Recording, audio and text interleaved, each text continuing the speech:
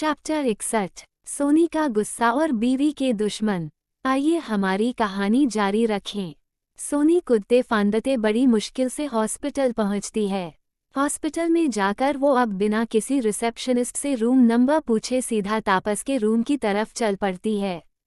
क्योंकि सोनी यहाँ पहली बार नहीं आई थी, सोनी सीधा तापस की रूम की तरफ जाने लगती है कि उसी रूम से एक नर्स बाहर आ रही होती है। सोनी उस नर्स को रोककर पूछती है, सिस्टर क्या तापस भाई अंदर है? नर्स जी, लेकिन उनके साथ एक लड़की भी है और एक महिला भी। सोनी थोड़ी कंफ्यूज होकर खुद से कहती है, लेडी का तो समझ आ गया, वो मॉम होंगी, लेकिन उनके अलावा ये लड़की कौन है?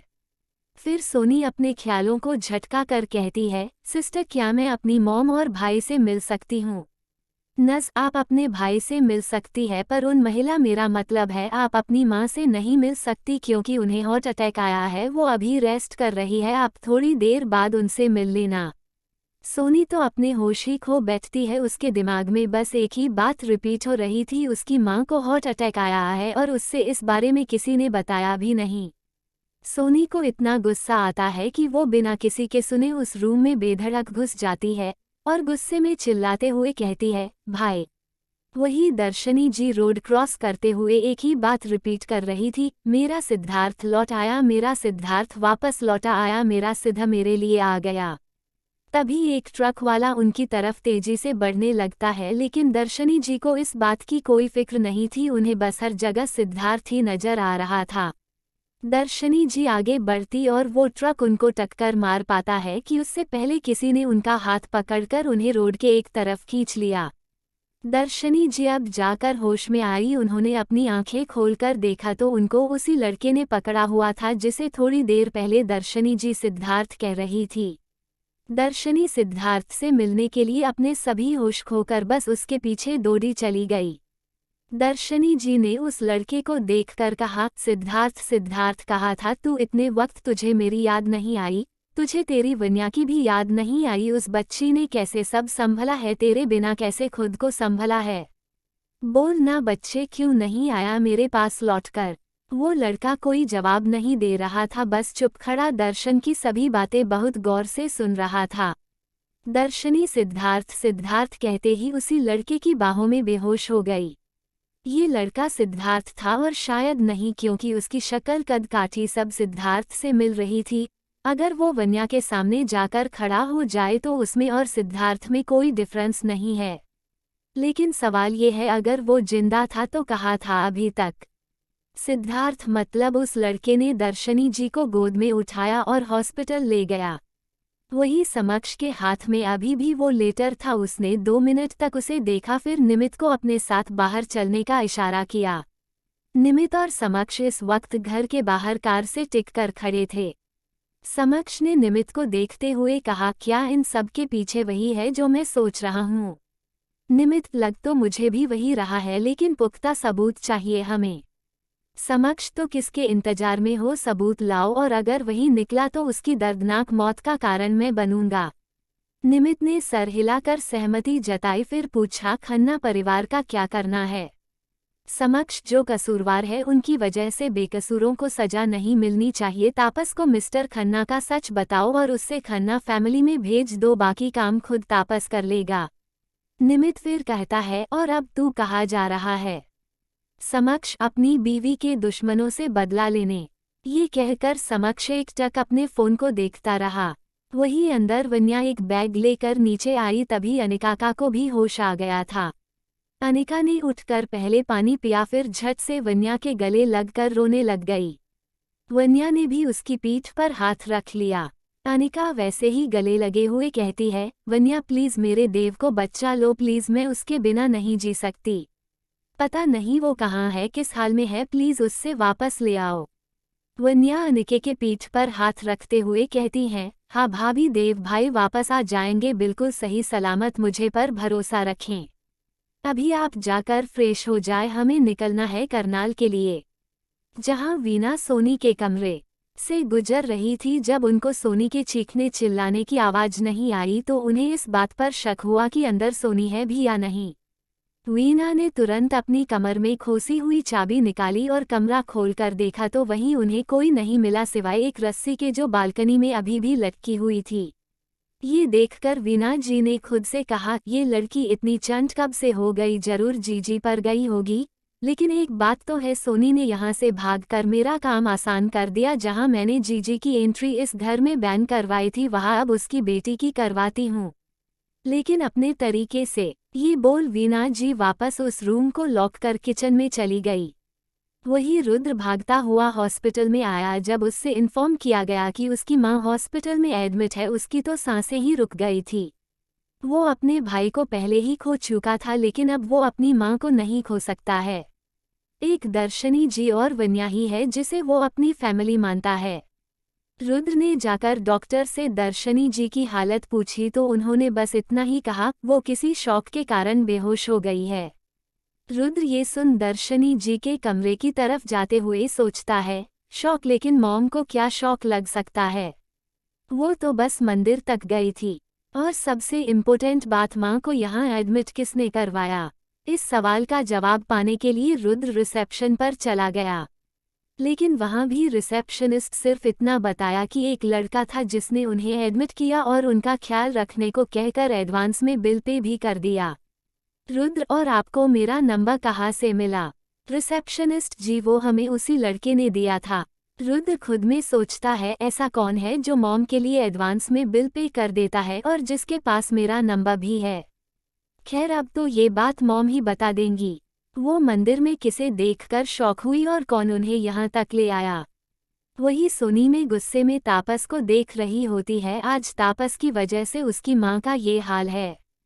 वही तापस ने सोनी को देखकर अपनी नजरें फेर ली। तापस पूरी खन्ना फैमिली को जानता था, लेकिन उसने हमेशा ही उस फैमिली को अजनबी की तरह ट्रीट किया है। शायद अजनबियों से भी इंसान एक बार बात कर लेता है, लेकिन तापस ने ये भी कभी नहीं किया। उसके लिए वो परिवार एक्सिस्ट ही नहीं करता। सोनी गुस्से में, तापस भाई नजरें फेरने से कुछ नहीं होगा, सच नहीं बदलेगा। आज आपकी वजह से माँ यहाँ इस हाल में है।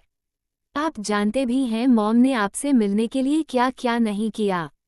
तापस बिना सोनी को देखते कहते हैं, छोटी हो छोटी बन कर रहो। और रही बात तुम्हारी माँ की, तो मैंने नहीं कहा था उनको ये सब करने के लिए, न ही बुलाया था उन्हें यहाँ। सोनी तापस की ऐसी बातें सुनकर हैरान रह जाती है। वो जानती थी तापस भाई मॉम से नफरत करते हैं, यहाँ तक कि पूरी खन्ना फैमिली ही उन्हें पसंद नहीं, लेकिन इतनी नफरत। शायद तापस भाई की इसी नफरत का शिकार सुनीता जी भी हो गई है, तभी आज वो इस हाल में है। सोनी गुस्से में, और आपसे उम्मीद भी क्या की जा सकती है भाई? एक तरफ मॉम है जिनका एक भी दिन ऐसा नहीं गुजरा जब आपको याद नहीं किया। अरे आपके लिए क्या क्या नहीं सहा है उस घर में। उस घर के हर फैमिली मेंबर से वो लड़ी है आपके बर्थडे पर पूजा रखवाने के लिए, आपकी जिंदगी की सलामती मांगने के लिए। और जब उन्हें पता चला कि आपका एक्सीडेंट हुआ तो दौड़ी चली आई आपसे मिलने के लिए, बिना ये सोचे कि इसका अंजाम क्या होगा। और आपने क्या किया? उनकी बिना कोई बात सुनने उन पर इल्ज़ाम लगाना शुरू कर दिया और उनका ये हाल करके छोड़ दिया। ये सब सुनकर तापस की आंखों से आंसू आने लगे, लेकिन अपने उसने चेहरे से कुछ बयान नहीं किया। वो अभी भी सख्त बना बैठा सब कुछ सुन रहा था। आखिर 18 साल की नफरत है जो इतनी जल्दी खत्म नहीं होगी। फिर सोनी ने आगे कहा, अरे आपको अपनी माँ की कदर नहीं है तो ना सही, लेकिन मैं अपनी माँ से बहुत प्यार करती हूँ और उन्हें इस हाल में बिल्कुल नहीं देख सकती। आज के बाद मैं पूरी कोशिश करूँगी कि वो आपके सामने ना आए, लेकिन जाने से पहले मैं पूरा सच बताकर जाऊँगी। आखिर क्यों छोड़ा था माँ ने आपको? नहीं नहीं, छोड़ा नहीं था। डैड के मजबूर करने पर अपनी जिंदगी से, आपसे, अपनी खुशियों से सबसे मुंह मोड़ लिया था। उस रात उसके बाद वहां से उनका शरीर गया था खन्ना फैमिली में। उनकी आत्मा, उनकी खुशियां, उनका दिल तो आज भी आपसे जुड़ा है। तापस अपने आंसू पोंछते हुए, ये क्या कह रही हो? तभी पीछे से किसी की आवाज आती है, सही कह रही है सोनी। वही हॉस्पिटल में दर्शनी जी सिद्धार्थ का नाम लेकर चीख पड़ती है। आगे जानने के लिए बने रहिए मेरे साथ। सिर्फ चैप्टर 62 में वापस आ गया हूँ। Let's continue our story. Soni Tapas से मिलने अस्पताल जाती है और जब उससे सुनीता जी के बारे में पता चलता है तो वो गुस्से में तापस पर फूट पड़ती है। उसके गुस्से का गुबार तापस पर फूट पड़ता है। सोनी से ये बर्दाश्त नहीं हो रहा था कि उसकी मां को कोई गलत समझे, खासकर के सुनीता जी को जिसने अपनी पूरी जिंदगी अपने बच्चों के नाम कर दी। सोनी जब थोड़ा बहुत ही सुनीता जी के बारे में बताती है तो तापस को सोनी की बातों पर यकीन नहीं होता। तभी सुनीता जी भी थोड़ी होश में आने लगती है। सुनीता जी को होश में आते देख सोनी भागकर उनके पास जाती है, उन्हें गले से लगाकर कहती है, मॉम आपने तो डरा ही दिया था, अगर फिर आप ऐसे खतरों के खिलाड़ी बनी तो ना देख लेना, मुझसे बुरा कोई नहीं होगा। सुनीता जी मुस्कुराते हुए, नहीं वो तू है मेरी सबसे स्ट्रॉन्ग बेटी और थोड़ी जिद्दी भी, जो अभी भी कुछ करके ही हॉस्पिटल आई है। मुझे पता है उन्होंने तुझे आने नहीं दिया होगा। सोनी वापस उनके गले लगते हुए, आपसे मिलने के लिए तो मैं दुनिया में कुछ भी कर सकती हूँ, फिर ये तो बस बालकनी से कूदना था। सुनीता जी परेशान होते हुए, है तूने बालकनी से छलांग मार दी, तुझे कुछ हुआ तो नहीं ना? सोनी, नहीं माँ कुछ नहीं हुआ, अब चलो आप आराम करिए फिर घर चलते हैं। ये सुनकर उनकी नज़रें तापस को तलाशने लगी। तभी उन्हें तापस दिखाई दिया जो एकटक उन्हें ही देख रहा था। सुनीता जी के मन में फिर से एक बार आस जगी, शायद वो उन्हें माफ कर दे। ये चीज सोनी ने भी नोटिस कर ली। उसने कहा, हाँ तो तापस भाई आपको सच जाना था तो मैं बताती हूँ सच। सुनीता जी सोनी का हाथ पकड़े हुए, सोनी नहीं। सोनी कुछ कहती है, किसी की आवाज ने उन सबका ध्यान अपनी तरफ खींच लिया। मिसेज खन्ना बताने दीजिए सोनी को सच, ये अब जरूरी है। ये निमित्त था। सोनी सुनीता जी का हाथ पकड़ते हुए, मॉम कॉलेज टाइम से ही एक लड़के से प्यार करती थी जिसके पीछे उन्होंने अपना सब कुछ छोड़ दिया, यहाँ तक कि अपना परिवार भी। लेकिन शायद वो मॉम के प्यार की कदर नहीं कर पाया और चला गया उन्हें भी छोड़कर। मॉम को कुछ टाइम बाद पता चला कि वो प्रेग्नेंट है। मॉम के घर वालों ने उन्हें एबॉर्शन के लिए बोला लेकिन मॉम ने मना कर दिया, वो अपने ही बच्चे कोख में नहीं मार सकती थी। इसके लिए वो अपने घर वालों से भी ना जाने कितनी बार लड़ी। फिर मॉम के घर वालों ने डैड को पसंद किया मॉम की शादी के लिए, लेकिन मॉम नहीं मानी। उन्हें डर था शायद वो मॉम को ना अपना पाए, शायद वो आपको भी स्वीकार ना करे। इसके लिए मॉम ने साफ साफ डैड को सच्चा कारण बताकर शादी से इनकार कर दिया। लेकिन डैड ने विश्वास दिलाया कि वो ऐसा कभी नहीं करेंगे। शायद डैड को भी मॉम अच्छे लगने लगी थी और मॉम की शादी हो गई। और जब आपका जन्म हुआ तब डैड ने इतनी खुशियां मनाई कि उनके घर बेटा हुआ है। लेकिन आपके जन्म के कुछ टाइम बाद ही डैड का व्यवहार रुखा होता गया आपके प्रति। आपको खन्ना फैमिली का नाम देकर अब वो पछताने लगे और इन सब की वजह थी चाची जी जो अभी भी अपनी हरकतों से बाज नहीं आई, और दादी जी जो अब इस दुनिया में नहीं है। दादी जी को ये लगने लगा कि आप उनके खून का असली हिस्सा ले लेंगे। जब खन्ना परिवार का खून इस दुनिया में आएगा तो उसे हर एक चीज़ आपके बाद मिलेगी, चाहे वो मान हो या जायदाद। और चाची को तो आप पहले दिन से पसंद नहीं आए, इसलिए उन दोनों ने डैड को आपके खिलाफ भड़काना शुरू किया कि डैड उनके भड़कावे और नफरत में आकर इस हद तक पहुंच गए कि उन्होंने आपको मारने की भी कोशिश की। लेकिन मॉम ने बचा लिया आपको और खुद को चोट लगवा ली। फिर मॉम को कुछ टाइम बाद पता चलता है वो फिर प्रेग्नेंट है। बस यही वजह है कि पापा ने मॉम को एक को चुनने पर मजबूर किया, या तो वो आपको चुने हैं, इस घर से सारे रिश्ते तोड़ दे, या फिर यहाँ रह आपको घर से निकाल दे। मॉम ये बात सुन बेबस हो गई। वो किसी एक को नहीं चुन सकती थी अपने दोनों बच्चों में। इसके लिए मॉम ने काफ़ी टाइम तक डैड की बात नहीं मानी। डैड और बाकी सब ने मिलकर मॉम का खाना बंद कर दिया। मॉम भूखे पेट रहती लेकिन आपका पेट भरती। जब मॉम से और से नहीं हुआ तो उन्होंने आपको त्याग दिया मजबूरी में, क्योंकि वो एक ही टाइम पर दो बच्चों की जिंदगी बर्बाद नहीं कर सकती थी। अगर ये सच है कि उन्होंने आपको छोड़कर गलती करी तो फिर ये भी सच है वो इस गलती के पछतावे में ही अपनी जिंदगी काटती आई है। सोनी ये सब बताकर चुप गई और सुनीता जी को उसने अपने गले से लगा लिया क्योंकि सुनीता जी बहुत रो रही थी। उनको अपनी सारी पिछली यादें याद आ गई थी। कृति जो इतनी देर से सब सुन रही थी, उसने तापस को देखा जो ये सुनकर बिल्कुल चुप बैठ गया था। उसे नहीं समझ आ रहा था कैसे प्रतिक्रिया करना है कैसे नहीं। तो कृति ने हल्का सा उठकर तापस के कंधे पर हाथ रखकर कहा, तापस माफ कर दो उन्हें, अगर तुमने बहुत कुछ सहा है तो उन्होंने ने भी सहा है। अगर तुमसे तुम्हारी माँ ने मुँह मोड़ा था तो उनसे भी उनका बेटा छीना गया था। ये सुनकर तापस आंसू भरी नजरों से कृति को देखने लगा। तभी तापस के कानों में एक और आवाज आई जो वन्या की थी। उसने कहा, तापस माफ कर दो मिसेज खन्ना को और लौटा दो उन्हें उनको बेटा, और जो भी गीले शिकवे बचे हैं वो फिर पूरे कर लेना, बहुत टाइम है। बस एक बात याद रखना, माता कभी कुमाता नहीं होती।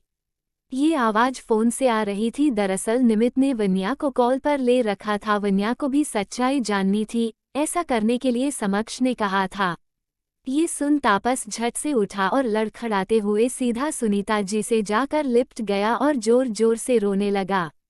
सुनीता जी ने भी उसे अपनी आंचल में समेट लिया। ये सुकून सुनीता जी को पूरे 18 साल बाद मिला था।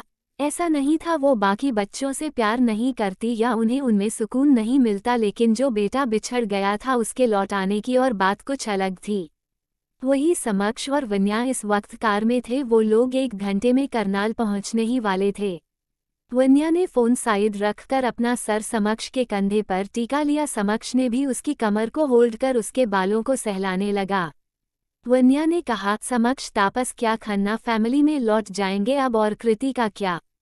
कहीं फिर से? समक्ष तापस जरूर जाएगा खन्ना फैमिली में, मिसेज खन्ना को उनका हक दिलाने और बाकी हिसाब पूरे करने। और रही बात कृति को, तो तापस किसी भी हाल में उससे खुद से दूर नहीं करेगा। तुम फिक्र मत करो, तुम अब देव पर ध्यान दो। ये सुन वन्या ने अपनी आंखें बंद कर ली। वही दर्शनी जी हॉस्पिटल में बहुत बुरा सपना देख रही थी कि सिद्धार्थ को कोई उनसे दूर लेकर जा रहा है। वो एक तेज चीख के साथ सिद्धार्थ का नाम लेकर उठ पड़ती है।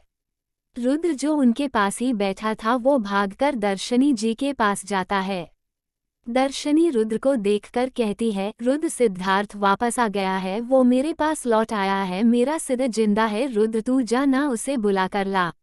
रुद्र ये सुनकर ही शौक रह गया था कि उसका भाई उसका सिद्धार्थ जिंदा है। उसे समझ नहीं आ रहा था कि वो कैसे रिएक्ट करे। फिर भी रुद्र ने खुद को संभाल दर्शनी जी को शांत करवाया, क्योंकि वो एक ही बात बोली जा रही थी जब से होश में आई थी। रुद्र मॉम, हाँ मैं सिद्धार्थ भाई को ढूंढता हूँ, आप सो जाओ। दर्शनी ने बेड पर लेटते हुए, तू पक्का सिद्धार्थ को लाएगा ना मेरे पास? रुद्र उनका सर सहलाते हुए, हाँ माँ पक्का, अभी आप सो जाओ। रुद्र उन्हें देखता हुआ सोचता है, तो माँ सिद्धार्थ भाई को देखकर शॉक हो गई थी। क्या मुझे इस बारे में वन्या को बताना चाहिए? नहीं, पहले मैं खुद जांच करता हूँ इस बारे में, तभी वन्या को बताऊंगा। वही वो लड़का जो सिद्धार्थ जैसा दिखता था, वो हॉस्पिटल के बाद अपनी गाड़ी चंडीगढ़ यूनिवर्सिटी के आगे रोकता है और अपना फेस कवर करके अंदर चला जाता है। वो बड़ी हसरत से सब चीजें देख रहा था। कभी वो लड़का ग्राउंड जाता है तो कभी स्पोर्ट्स क्लब, कभी लाइब्रेरी की सीढ़ियों को छूता है तो कभी क्लासरूम को। इन सारी जगहों से सिद्धार्थ और वन्या की कहीं यादें जुड़ी थीं। ये यूनिवर्सिटी सिद्धार्थ और वन्या के अलग ही किस्से सुनाती थी। वो लड़का उस क्लासरूम की एक सीट को टच करते हुए अपने मन में कहता है, मैं आ गया हूँ अपनी जगह वापस लेने, जो मेरा था अब वो मांगूंगा नहीं बल्कि छीन लूंगा। ये बोलते वक्त उस लड़के की आंखों में एक अलग तरह के जज्बात थे। वही वन्या और समक्ष इस वक्त करनाल में थे। वन्या अपने घर के दरवाजे आगे लगभग 10 मिनट से खड़ी थी, लेकिन कोई भी गेट खोलने नहीं आ रहा था। वन्या थोड़ी ऊंची आवाज में, मॉम आप कहाँ हो? मॉम देखो आपकी बेटी आई है। तभी गेट खुलता है और नरेंद्र जी आकर वन्या को गले लगाते हैं। वन्या भी उन्हें गले लगाती है। समक्ष भी झुककर उनके पाँव छूता है। नरेंद्र जी, कितनी बड़ी हो गई है मेरी बेटी। वन्या, पापा मैं पहले भी ऐसी ही थी। नरेंद्र जी, आओ अंदर चलो। वन्या और समक्ष घर के अंदर जा ही रहे होते हैं कि सुमित्रा जी गुस्से भरी आवाज सबके कानों में पड़ती है, जो कह रही थी, वही रुक जाओ, अब ये घर तुम्हारा नहीं है। वही खन्ना परिवार में अलग ड्रामा हो रहा था। आगे जानने के लिए बने रहिए मेरे साथ सिर्फ।